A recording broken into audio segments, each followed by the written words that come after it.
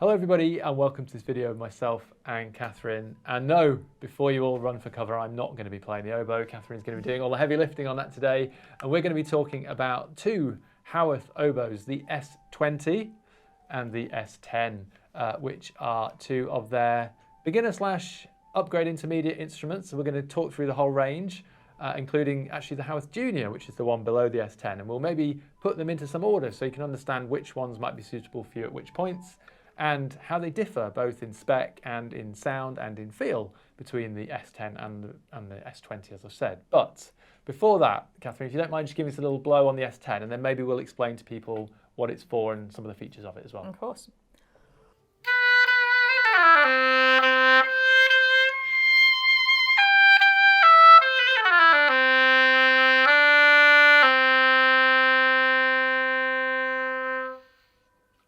Nice, so very clear, easy blowing, but maybe we should sort of lay out who the S10 is best suited for.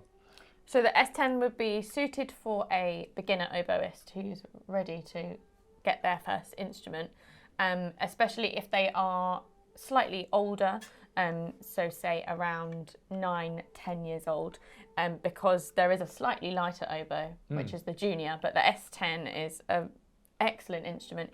It's got the nice key work quite close together for the keys, so it's not too much of a stretch there. Yeah. So Catherine mentioned the Junior, which is a little bit lighter, but it has less of a range, doesn't it? It only goes down to C, is that right? Whereas the 10 goes down to low B flat? It does. So the lowest note on any oboe is a low B flat. You'll find on the Junior oboe that they only go down to a low C. But on the S10, the advantage of this is you'll be able to go beyond that grade 3 kind of level, which you'd only get with the Junior, because you can go down to the low B and B flat. You'll also find that it's got the link, which means that when I play the B key, I don't have to keep my C pinky down.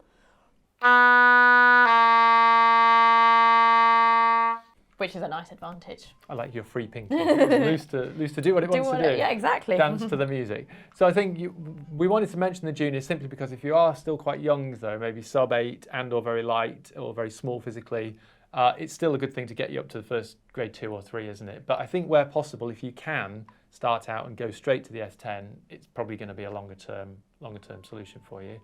However, probably it will reach its limitations, not necessarily even tonally, but maybe from the key work. Is that fair to say? On the S10, what, around grade 5, 6, something like that? Yeah, around grade 5 or 6, you might find that actually the ears of the player are developing and the sound quality and their reeds and everything is developing, so that they might find that moving up to an S20 or something similar will allow the student to just really use their potential and kind of create a different tone and colour and explore different sounds. Yeah, absolutely. And so we will be right back in a moment, and Catherine's going to give this S20 a blow, and then we'll go through all the spec on that as well.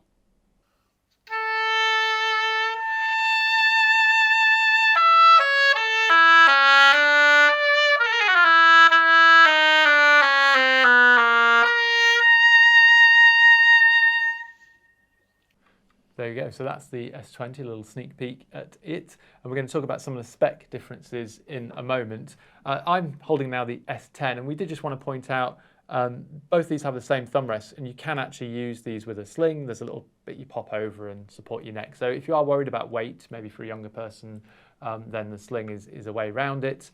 If we get to the S20 though, this is designed maybe for the people at grade 5, 6 upwards who want an instrument with a few more extra trill keys, keywork options, which Catherine's going to cover for us in a moment. The other big difference is it's a semi-automatic octave mechanism as opposed to the simple one on here. But in terms of the extra trills and keywork bits that might be useful for people as they upgrade, what are the main things on this S20?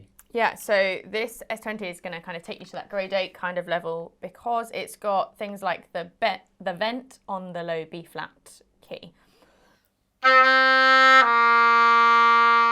which just helps to make that speak nice and easily.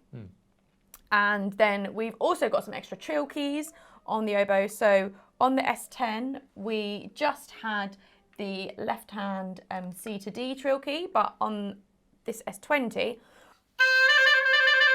we've got that, but we've also got it with our right hand. And then we've also got a C to C sharp trill key.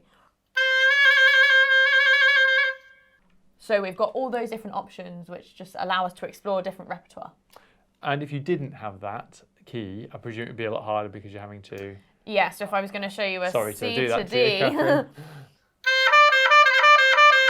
Yeah. You can hear how cumbersome that is, and it's so much easier with the trill keys. Yeah, so those are technical things that will just help as you meet that repertoire that has more demanding stuff in it. You've got the facility under your fingers maybe to reach for it. Just an interesting thing about the tone, because obviously we just gave a very quick example there.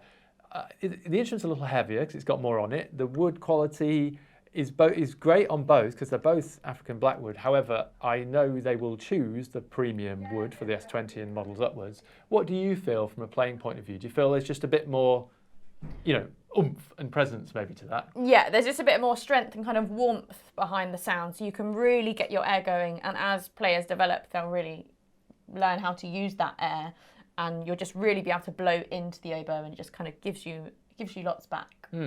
I think especially oboe in the orchestra, you have to project. People need to hear that, not just for the tuning up. They do other things in the orchestra as well, Not just playing an A. No, exactly. But I suppose that's where the weight of it counts. And in this room, on the video, it's very difficult for us to give that. But I think if you were put into that orchestral situation or an ensemble situation, that's maybe where that power would really assist, right? For you to actually speak and be part of the ensemble. Yeah, definitely. It would just allow you to really, explore the different sounds and colours that you could get from your instrument in the different acoustics that you're playing in, whether that be just with a piano, or you're playing with a wind ensemble, or you're playing with an orchestra. Yeah. We should point out competition-wise, at the student level, there's a Yamaha student model, which you might want to consider as well. However, that is plastic. And so commonly, we see this Howarth S10 as sort of a premium student model because it's wooden. It will make a nicer sound, and it may last a little bit longer because of that. At the upgrade level, the S20 that Catherine's got there is a Yamaha 431 model. There's a couple of other things out there, but these are the main ones I'm sort of talking about. The 431 has a slightly different sound, maybe a little bit brighter, I'm not sure, maybe that's fair to say, but it does have a few extra bits of keywork, the 431, but it is £500 or £600 more. So we do get people comparing them, and that's a good thing to do, isn't it, if you can, to come and try them. I would definitely recommend to try both, and you'll have a preference depending on what you're used to playing on, or maybe what your teacher plays on. You'll just be used to those different sounds. But there's something just so beautiful and warm about the S20 that is definitely worth trying. Yeah, it's a very popular model here for the upgraders. We've done a separate video about the Yamaha, so you can check that out on the channel as well. But I think for today, we'll call that a wrap. If you have any questions about these oboes and or oboes in general, make sure you drop those in the comments, and we shall give you the answers in due course. But Catherine, thank you for your time. If you wouldn't mind just blowing us out a little bit on the S20 there, that'd be fab.